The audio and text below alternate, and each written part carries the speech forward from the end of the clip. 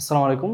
এই পর্বে আমরা আলোচনা করব অধ্যায় 10 থেকে সম্পদের প্রকারভেদ ও উদাহরণ নিয়ে আলোচনা করব। তো আমরা এখানে দেখতে পাচ্ছি একটি ছক দেওয়া আছে যেখানে হচ্ছে সম্পদ এবং হচ্ছে সম্পদ কাকে বলে সংজ্ঞা দেওয়া আছে এবং হচ্ছে বেশ কিছু উদাহরণ দেওয়া আছে। তো আমরা অনেক সময় দেখা যায় এইখান থেকে আমাদের গুরুত্বপূর্ণ বেশ কিছু এমসিকিউ চলে আসে, যার জন্য আমরা এই ছকটা তোমাদেরকে দিয়ে দেওয়া হয়েছে যাতে করে তোমরা কি এক ছকের মাধ্যমে সব কিছু এখান থেকে বুঝতে পারো। তো প্রথমেই যেটা দেওয়া আছে যে সম্পদ সম্পদ এখানে ব্যক্তিগত সম্পদ, একান্ত ব্যক্তিগত সম্পদ, সমষ্টিগত সম্পদ, জাতীয় সম্পদ এবং আন্তর্জাতিক সম্পদের প্রকারভেদ দেওয়া আছে। তো আমরা সবাই জানি ব্যক্তিগত সম্পদ হচ্ছে সেই সকল সম্পদ যেটা হচ্ছে ব্যক্তির মালিকানাধীন থাকে। তো এখানে উদাহরণ কি কি আছে? জায়গা জমি বাড়িঘর, কলকারখানা, অর্থ সম্পদ, গাড়ি দ্রব্য সামগ্রী, মোবাইল, অর্থ সম্পদ, স্বর্ণরূপ্য, অলংকার, আসবাবপত্র, নিজস্ব কলকারখানা, শিক্ষা প্রতিষ্ঠান এবং হচ্ছে যানবাহন। তো এগুলো হচ্ছে কি ব্যক্তিগত সম্পদ। এছাড়াও আরও অনেক ধরনের সম্পদ আছে যেটা হচ্ছে নিজস্ব কোনো ব্যক্তির আন্ডারে থাকে, মালিকানাধীন, সেটাকে আমরা কি বলি?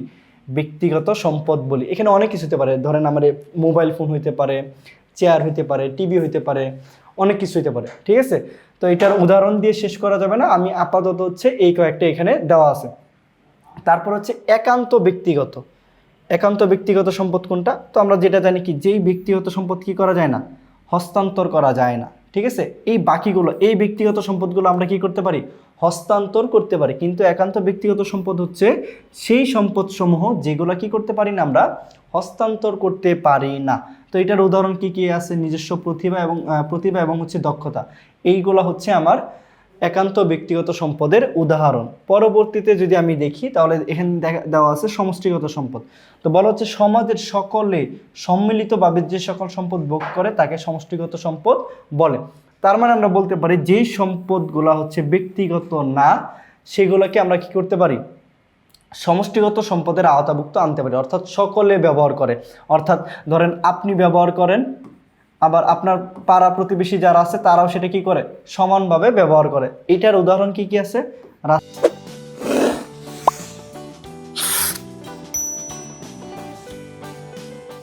রাস্তাঘাট, রেলপথ, বাঁধ, পার্ক, সরকারি হাসপাতাল, সরকারি স্কুল, বনাঞ্চল, খনিজ সম্পদ, নদ নদী, সরকারি খেলার মাঠ, জলাশয়, রাষ্ট্রীয় মালিকানাধীন যানবাহন, সেতু, ব্রিজ, প্রত্নতাত্ত্বিক নিদর্শন ইত্যাদি। তো এইগুলো দেখবেন আপনারা কেউ কি করতে পারে না, কোনো ব্যক্তির আন্ডারে নিতে পারে না। এটা কি করতেছে? সবাই ব্যবহার করতেছে। আমরা যদি উদাহরণ দিকে তাকাই যে রেলপথ কি করতেছি? আমরা সবাই ব্যবহার করতেছি। রাস্তাঘাট সবাই ব্যবহার করতে পারতেছি।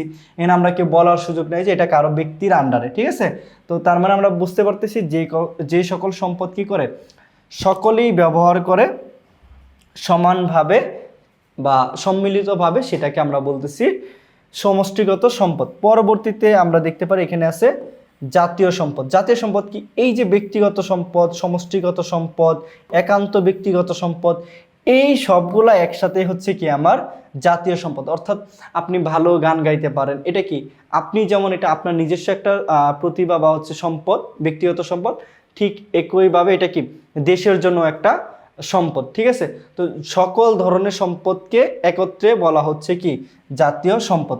উদাহরণ কি? সকল ব্যক্তিগত, একান্ত ব্যক্তিগত, সমষ্টিগত সম্পদের উদাহরণ কি এখানে অন্তর্ভুক্ত হবে। ঠিক আছে, তার মানে সব সম্পদই আমার কিসের অন্তর্ভুক্ত? জাতীয় সম্পদের অন্তর্ভুক্ত। পরবর্তীতে হচ্ছে কি আন্তর্জাতিক সম্পদ।